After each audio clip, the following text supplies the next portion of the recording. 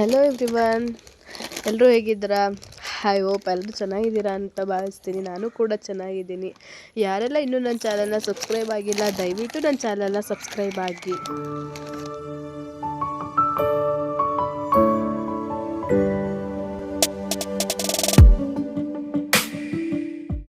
ಈಗ ಆಲ್ಮೋಸ್ಟ್ ಇದು ನೋಡ್ತಿದ್ದಂಗೆ ಗೊತ್ತಾಗ್ತಿದೆ ನಿಮಗೆ ಏನು ವಿಡಿಯೋ ಅಂತ. ಭೀಮ್ನ ಅಮಾವಾಸ್ಯೆ ಇದು ನಮ್ಮ ಮನೇಲಿ ಹೇಗೆ ಪೂಜೆ ನಡೀತು, ಜೊತೆಗೆ ಏನೇನು ಕಿರಿಕಿರಿ ಆಯಿತು, ನಾವು ಎಲ್ಲಿಗೆ ಹೋಗಿದ್ವಿ ಅಂತ ನೋಡಿ. ಏನಿಲ್ಲ, ಪೂಜೆಗೆ ಏನೇನು ಬೇಕು ಅದು ಸಾಮಗ್ರಿಗಳು ರೆಡಿ ಮಾಡ್ಕೊಂಡ್ವಿ. ಅರಿಶಿನ, ಕುಂಕುಮ ಮತ್ತು ಅಕ್ಷತೆ, ಜೊತೆಗೆ ಹೂವು, ಬಾಳೆಹಣ್ಣು ಎಲ್ಲನೂ, ಜೊತೆಗೆ ನೀರು, ತಟ್ಟೆ. ಮತ್ತು ಮನೇಲಿ ಏನೂ ಸ್ವಲ್ಪ ಸ್ವೀಟ್ ಮಾಡಲಿಕ್ಕಾಗಲಿಲ್ಲ, ಸೊ ಹಾಗಾಗಿ ಬೇಕರಿಯಿಂದನೇ ಸ್ವಲ್ಪ ಸ್ವೀಟ್ ತೊಗೊಂಡು ಬಂದಿದ್ದರು. ಜೊತೆಗೆ ಆರತಿ ತಟ್ಟೆ ರೆಡಿ ಮಾಡಿಕೊಂಡೆ. ಅದಾದಮೇಲೆ ಸ್ವಲ್ಪ ಕೈಗೆ ಎಳೆ ಕಟ್ಕೊಳ್ಳೋದು ಅಂದ್ಬಿಟ್ಟು ಅದನ್ನು ರೆಡಿ ಮಾಡ್ಕೊಂಡ್ವಿ. ಅದಾಗ್ತಿದ್ದಂಗೆ ಪೂಜೆನ ನಾವು ಸಂಜೆ 4:30 ಶುರು ಮಾಡಿದ್ವಿ. ಯಾಕಂದರೆ ಬೆಳಗ್ಗೆಯಿಂದ ನಮಗೆ ಟೈಮ್ ಇರಲಿಲ್ಲ. ಸೊ ನಾನು ಕೆಲ್ಸಕ್ಕೆ ಹೋಗಿದ್ದೆ, ಅವರು ಕೂಡ ಕೆಲ್ಸಕ್ಕೆ ಹೋಗಿದ್ದರು. ಬಂದು ಮನೇಲೆಲ್ಲ ಮಾಡಿ ನಾನು ಶುರು ಮಾಡೋದೇ ಅಷ್ಟೊತ್ತಾಗೋಯಿತು. ಸೊ ಹಾಗಾಗಿ ಪೂಜೆ ಶುರು ಮಾಡಿ ನನಗೆ ಅರಿಶಿನ ಕುಂಕುಮ ಎಲ್ಲ ಇಟ್ಟರು. ಫಸ್ಟು ಇಟ್ಟಾದಮೇಲೆ ಅವ್ರ ಪಾದ ತೊಳೆಯೋದಕ್ಕೆ ಅಂದ್ಬಿಟ್ಟು ತಟ್ಟೆ ಇಟ್ಟು ಅವ್ರ ಕಾಲನ್ನ ಇಡಿಸಿದೆ.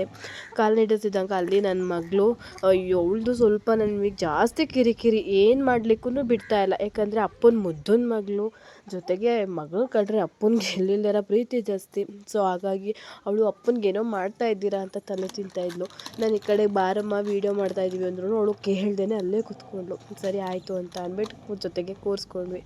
ಸೊ ಹಾಗಾಗಿ ಕಾಲೆಲ್ಲ ತೊಳೆದಾದ್ಮೇಲೆ ನಾಮ ಹಾಕಿ, ಮಾಮೂಲಿ ಹಣೆಗೂ ಸ್ವಲ್ಪನೂ ನಾಮ, ಅರಿಶಿನ ಕುಂಕುಮ ಎಲ್ಲನೂ ಇಟ್ಟಾದಮೇಲೆ ಕೈನೂ ಕೂಡ ತೊಳೆದು ಕೈಗೂ ಅರಿಶಿನ ಕುಂಕುಮ ನಾಮ ಎಲ್ಲನೂ ಇಟ್ವಿ. ಅದಿಟ್ಟು ಪೂಜೆಗೇನೇನು ಎಲ್ಲ ಮಾಡ್ತಾಯಿದ್ವಿ. ದಯವಿಟ್ಟು ಯಾರೂ ಬೇಜಾರು ಮಾಡ್ಕೋಬೇಡಿ, ಸ್ವಲ್ಪ ನನ್ನದು ವಾಯ್ಸು ಕ್ಲಾರಿಟಿ ಇಲ್ಲ ಅನ್ಕೊತೀನಿ. ಯಾಕಂದರೆ ಸ್ವಲ್ಪ ಹೆಲ್ತ್ ಇಶ್ಯೂ ಇರೋದ್ರಿಂದ ಸ್ವಲ್ಪ ವಾಯ್ಸ್ ಅಷ್ಟೇ. ದಯವಿಟ್ಟು ಯಾರೂ ಕೂಡ ಬೇಜಾರು ಮಾಡ್ಕೋಬೇಡಿ, ಅಡ್ಜಸ್ಟ್ ಮಾಡ್ಕೊಳ್ಳಿ. ಅದಾದಮೇಲೆ ಅರಿಶಿನ ಕುಂಕುಮ ಎಲ್ಲ ಇಟ್ವಿ. ಮಾಮೂಲಿ ಗೊತ್ತಿರುತ್ತಲ್ಲ ನಿಮಗೇನು, ಮನೇಲಿ ಇಷ್ಟು ಅಂದರೆ ಏನೇ ಟೈಮ್ ಇದ್ರೂ ನಾವು ಸ್ವಲ್ಪ ಬಿಡುವು ಮಾಡ್ಕೊಂಡು ಸ್ವಲ್ಪ ವೀಡಿಯೋ ಎಡಿಟ್ ಎಲ್ಲ ಮಾಡ್ತೀವಿ. ಆದರೆ ಏನು ಮಾಡ್ತಿದ್ದೀರಾ ಅಂತ ಹೇಳಿದ್ರೆ, ಕೆಲವೊಬ್ಬರು ಸಬ್ಸ್ಕ್ರೈಬ್ ಆಗಲ್ಲ, ವೀಡಿಯೋ ನೋಡ್ತೀರಾ, ಇಲ್ಲ ಸಬ್ಸ್ಕ್ರೈಬ್ ಆಗಿ ಆಮೇಲೆ ಅನ್ಸಬ್ಸ್ಕ್ರೈಬ್ ಆಗ್ತಿದ್ದೀರಾ. ದಯವಿಟ್ಟು ಯಾರು ಕೂಡ ಹಂಗೆ ಮಾಡೋಕ್ಕೆ ಹೋಗಬೇಡಿ. ಯಾಕಂತ ಹೇಳಿದ್ರೆ ನಮಗೂ ಸ್ವಲ್ಪ ಏನಂತ ಹೇಳಿದ್ರೆ ನಮಗೆ ಸ್ವಲ್ಪ ಸಪೋರ್ಟ್ ಸಿಕ್ಕಿದ್ರಲ್ವ ನಾವೇನಾದ್ರೂ ಮಾಡಬೇಕು ಅಂತ ನಮಗೂ ಆಸೆ ಬರುತ್ತೆ, ಇಲ್ಲಾಂದ್ರೆ ಏನು ಆಸೆ ಬರುತ್ತೆ.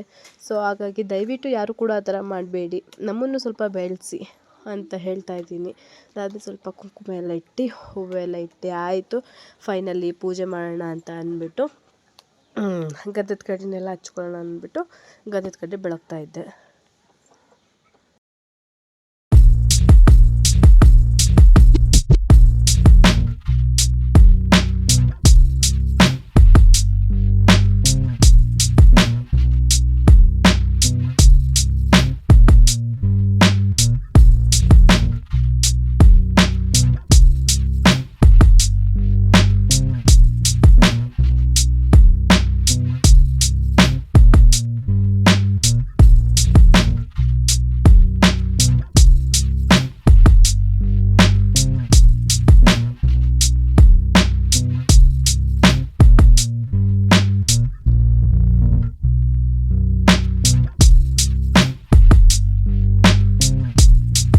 ಪೂಜೆ ಮಾಡಾಗ್ತಿದ್ದಂಗೆ ತಾಲಿಗೆ ಕುಂಕುಮ ಮತ್ತು ಅರಿಶಿನ, ಜೊತೆಗೆ ಅಕ್ಷತೆ, ಕಾಳು, ಹೂವು ಇಷ್ಟನ್ನು ಹಾಕಿ ಅವ್ರೂ ಕೂಡ ಆಶೀರ್ವಾದ ಮಾಡಿದ್ರು.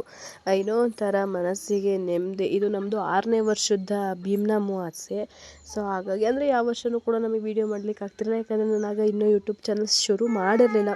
ಸೊ ಈಗ ಶುರು ಮಾಡಿದೆ. ಅದಾದಮೇಲೆ ಕೈಗೆ ಎಳೆ ಕಟ್ಟಿದ್ರು.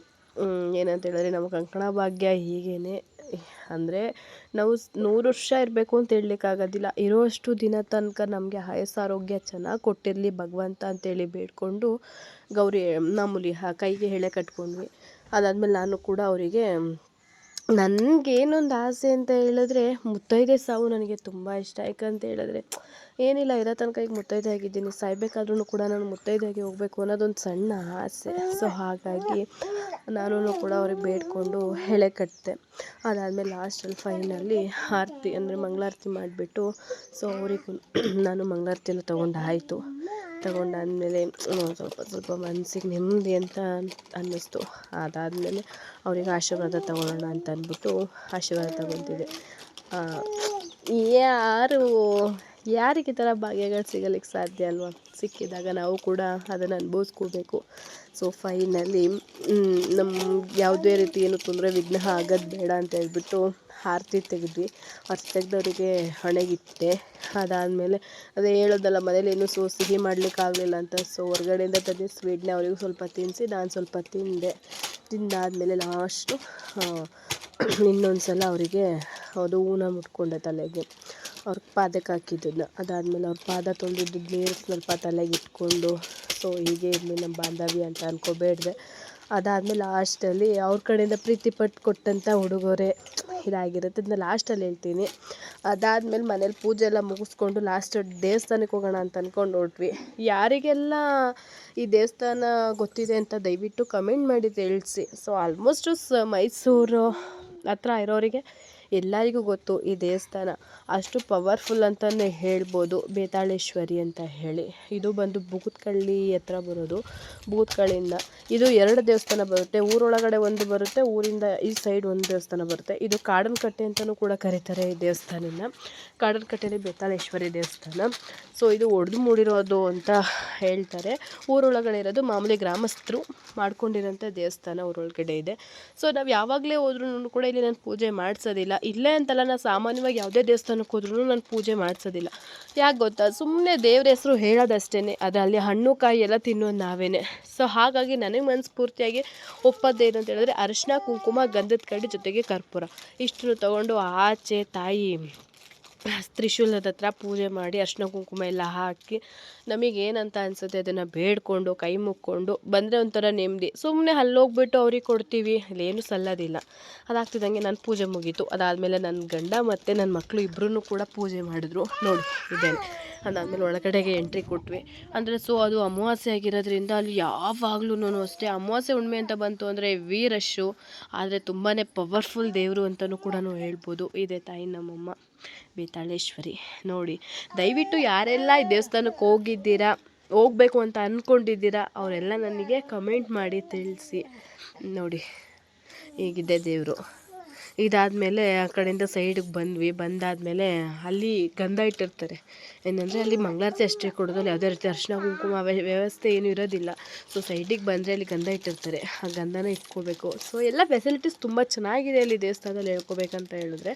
ನೋಡಿ ಅದಾದಮೇಲೆ ಅದು ಗಂಧನೆಲ್ಲ ಇಟ್ಕೊಂಡು ನನ್ನ ಮಗನಿಗೂ ಇಟ್ಟೆ. ಅದಾದಮೇಲೆ ನಾನು ನನ್ನ ಮನಸ್ಸಿಗೆ ಏನೋ ಬೇಡ್ಕೋಬೇಕು ಅಂತ ಅನ್ನಿಸ್ತು. ಅದು ನೆರವೇರಲಿ ಅಮ್ಮ ಬೇಗ ಅಂತ ಅಂದ್ಬಿಟ್ಟು ಬೇಡ್ಕೊಂಡು ಹರಕೆ ಮಾಡ್ಕೊಂಡು ಬಂದ್ವಿ. ದಯವಿಟ್ಟು ನೋಡಿ, ಇದು ನಂದು ಇದು ಹೋದ ವರ್ಷದ ವರಮಹಾಲಕ್ಷ್ಮಿ ಹಬ್ಬದಕ್ಕೆ ಅಂತ ತೊಗೊಂಡಿದ್ದು ಸ್ಯಾರಿ ಹೇಗಿದೆ ದಯವಿಟ್ಟು ಕಮೆಂಟ್ ಮಾಡಿ. ಅದಾದ ಮುಗಿಸ್ಕೊಂಡು ಆಚೆ ಬಂದ್ವಿ. ಅಲ್ಲಿ ಸ್ವಲ್ಪ ತಡೆ ಓಡಿಸೋಣ ಅಂತ ಹೇಳ್ಬಿಟ್ಟು, ಯಾಕಂದರೆ ಅಮಾವಾಸ್ಯೆ ಆಗಿತ್ತಲ್ಲ ಹಾಗಾಗಿ.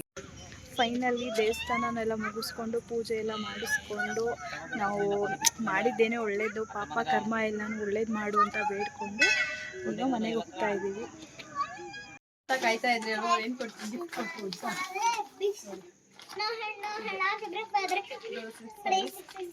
ಜೊತೆಗೆ 500 ರುಪೀಸ್. ನಿಮಗೆ ನಿಮ್ಮ ಹಸ್ಬೆಂಡು ಪಾದ ಪೂಜೆ ಮಾಡಿದ್ದಕ್ಕೆ ಏನೆಲ್ಲ ಗಿಫ್ಟ್ ಕೊಟ್ಟಿದ್ದಾರೆ ಅಂತ ದಯವಿಟ್ಟು ಕಮೆಂಟ್ ಮಾಡಿ ತಿಳಿಸಿ. ಹಾಗೆ ನನ್ನ ವಿಡಿಯೋಗೆ ಸಪೋರ್ಟ್ ಮಾಡಿ. Thank you.